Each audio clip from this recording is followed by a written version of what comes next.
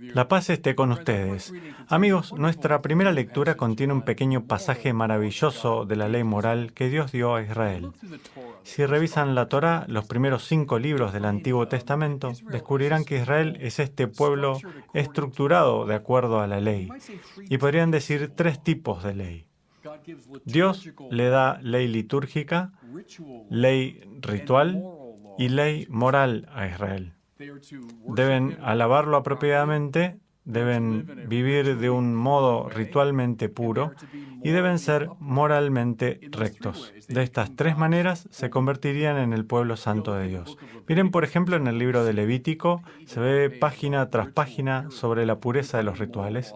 Verán cómo salpicada la ley moral de punta a punta, pero mucho en Éxodo, mucho en Deuteronomio. La ley litúrgica también, Éxodo, Levítico, Números, todos tienen leyes litúrgicas.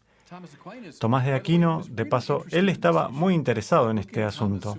Revisen la Summa Theologiae de Tomás.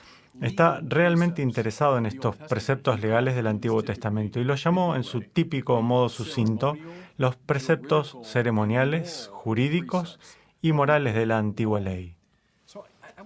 Así que me gustaría mirar un poquito estos 3 porque nuestra lectura tiene que ver con la ley moral, pero la deben situar en el contexto de las otras 2. Así que primero de todo, ley litúrgica. Dios quiere que Israel lo alabe de un modo particular. Quiere que su alabanza sea adecuada. Como le he dicho 1.000.000 de veces, Dios no necesita nuestra alabanza, Dios no necesita nada, sino que es una forma de moldear a Israel para que se convierta en un pueblo santo, que armonice con Dios. Así, por ejemplo, si miran en Éxodo, Levítico especialmente, verán se habla un montón sobre sacrificio, el modo adecuado de hacerlo.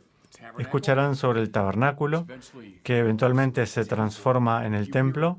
Escucharán de sacerdotes y vestimentas, incluyendo turbantes, túnicas, mitras.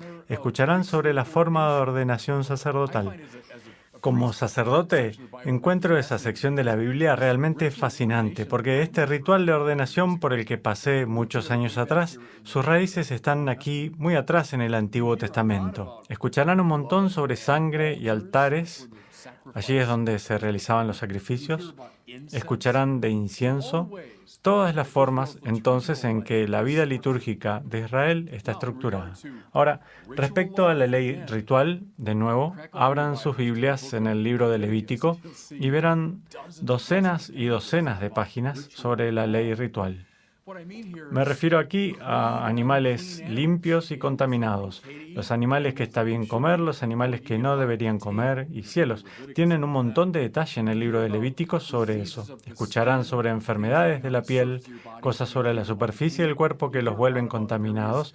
Escucharán mucho sobre varios desechos corporales y todo eso que los hace ritualmente impuros, y cómo recuperar su pulcritud para el ritual. Y luego escucharán mucho sobre la ley moral. Esto es probablemente lo que mejor conocemos. Miren en el libro del Éxodo los 10 mandamientos. Son reiterados ya que estamos en una versión un tanto diferente en el libro del Deuteronomio. Una suerte de aplicación de los 10 mandamientos puede encontrarse en el libro del Levítico, pero a lo largo de todos estos textos encuentran prescripciones morales cómo el pueblo de Israel debe comportarse éticamente. De acuerdo, aquí hay una cuestión interesante, pienso, para nosotros los creyentes de hoy. ¿Qué ha sucedido con toda esta ley del Antiguo Testamento? ¿Simplemente la obedecemos? ¿Está simplemente en boga? ¿Ha sido todo derogado? ¿Cuál es el estado hoy de todas estas leyes? Bueno, miren primero la ley litúrgica. Estoy hablándoles como un sacerdote católico, como un obispo católico. La Iglesia Católica ha preservado muchísimo de la vida litúrgica del antiguo Israel. Todas las cosas que recién mencioné, tabernáculo, templo, altar, sacrificio, incienso, sacerdocio, mitras, vestimentas, ordenación, lo tenemos todo. Todo eso fue incorporado en la Iglesia Católica, pero diría esto, dándole un enfoque nuevo y fresco, centrado en Jesucristo. ¿Quién es Jesucristo? Es el verdadero Cordero del sacrificio. ¿Qué es la cruz de Jesús? Ese es el verdadero altar. ¿Quién es el verdadero sumo sacerdote? Cristo mismo que ofrece el sacrificio. ¿Qué es el incienso? Bueno, esa es la ofrenda que se eleva desde el Calvario que es agradable al Padre. Y luego, todo eso extendido al sacerdocio católico, que es simplemente una participación en el sacerdocio de Cristo. Así que esta parte de la ley antigua de Israel ha sido adoptada, canalizada, se le ha dado una nueva expresión en el catolicismo. ¿De acuerdo? ¿Qué sucede con la ley ritual? Todo esto que habla de limpio y contaminado y animales que pueden o no pueden comerse y las personas que se vuelven contaminadas y que entonces son excluidas. Bueno, francamente en el cristianismo la mayoría de eso ha sido derogado. La mayoría se ha suprimido. Y pueden verlo en el Nuevo Testamento mismo. Recuerden el pasaje en donde Jesús dice, lo que hace impuro a un hombre es lo que sale de él, no lo que entra en él. Y al decir eso, escuchamos en el Evangelio, declara a todos los alimentos limpios. ¡Qué revolucionario fue eso para un judío del tiempo de Jesús! Extraordinario. Está yendo más allá del libro de Levítico. Declaró todas las cosas limpias.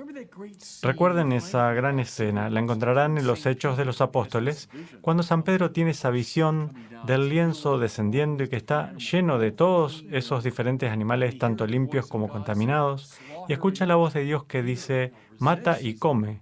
Pedro se resiste, es un judío piadoso, moldeado por el libro de Levítico, pero la voz repite 3 veces, mata y come. Miren en San Pablo, ¿cómo somos justificados? No por las obras de la ley, especialmente la ley de circuncisión, que era tan importante para el antiguo Israel. No por estas obras rituales de la ley, sino a través de Cristo. De todas estas maneras, el lado ritual de la ley fue en gran medida cancelado. Nos desplazamos más allá. Lo que entonces nos lleva a la ley moral. Y esa es nuestra lectura de hoy. Tomás de Aquino dice esto: la ley moral permanece en su lugar desde los tiempos antiguos a través de Cristo y a través de la vida de la Iglesia. La gran enseñanza moral de Israel permanece en boga, en efecto, a lo largo de los siglos. ¿Por qué? Porque representa estas grandes intuiciones perennes de la vida ética por las que nuestras vidas deberían estructurarse. Bueno, ese es el contexto para el pasaje de hoy. Escuchen ahora lo que se dice y quiero que escuchen qué relevante es. Por supuesto, para nuestra época, pero también, si pueden, escuchen qué extraña es esta enseñanza, cuán sorprendente permanece. No hagas sufrir ni oprimas al extranjero, porque ustedes fueron extranjeros en Egipto. ¿Qué escuchamos aquí? No solo la recomendación moral, no oprimas al extranjero, sino algo incluso más profundo, más duradero, propiamente esta empatía con el sufrimiento de otros. Ustedes también fueron oprimidos una vez en Egipto. ¿Recuerdan cómo fue eso?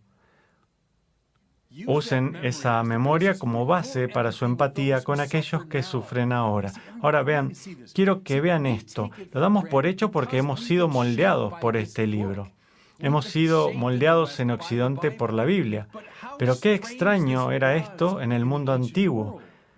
Miren, de nuevo, en obras como la Ilíada y la Odisea, miren a estos grandes textos del mundo antiguo. ¿Tener esta tremenda compasión por los oprimidos? Vamos.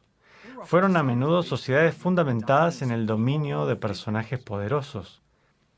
¿Los pueblos son pobres y oprimidos? Bueno, qué lástima por ellos. Deberían convertirse en un personaje heroico. ¿Y cómo eso es recuperado por un académico clásico del siglo XIX llamado Friedrich Nietzsche, quien vio a la ética bíblica como una ética de esclavos? No, Nietzsche recupera esa idea clásica de la voluntad de poder. La Biblia se posiciona contra ese enfoque.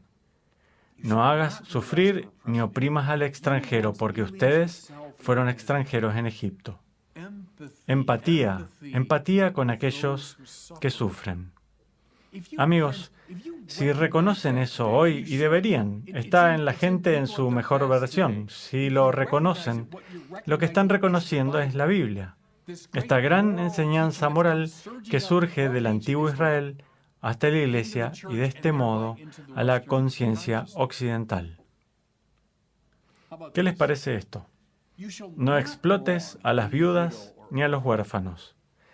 Bueno, vean, ¿quiénes eran las viudas y los huérfanos en el mundo antiguo? Eran las personas más vulnerables que se puedan imaginar. Entonces, esto es mucho antes de que tuviéramos algo parecido a los servicios sociales y todo eso. Si eres una viuda, has perdido tus medios de sustento. Si eres un huérfano, incluso peor. A menos que algún miembro de la familia sea lo suficientemente bueno como para albergarte, estás básicamente desamparado. No explotes a las viudas ni a los huérfanos. En otras palabras, utilizaré nuestras palabras, una opción preferencial por aquellos que son pobres y olvidados, marginados. No se enaltezcan en su propia autosuficiencia, sino que desde la empatía concéntrense en aquellos que son los más débiles y más vulnerables de la sociedad. Vean, amigos, si alguna vez decimos una sociedad es juzgada sobre la base del modo en que trata a los más débiles en su sociedad, eso es bíblico. No es una visión estándar, sea antigua o moderna. Es una moral bíblica expuesta.